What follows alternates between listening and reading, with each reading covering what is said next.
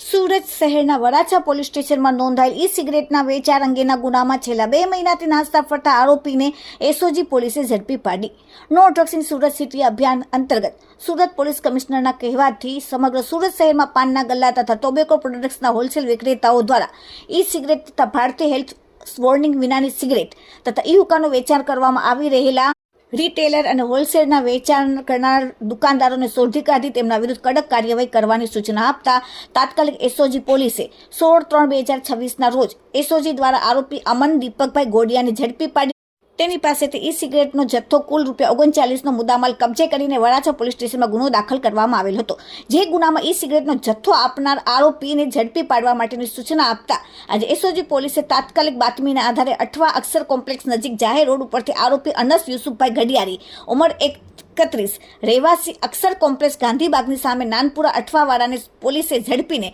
કાયદેસરની કાર્યવાહી કરી છે. Bureau report, daily India TV, Surat.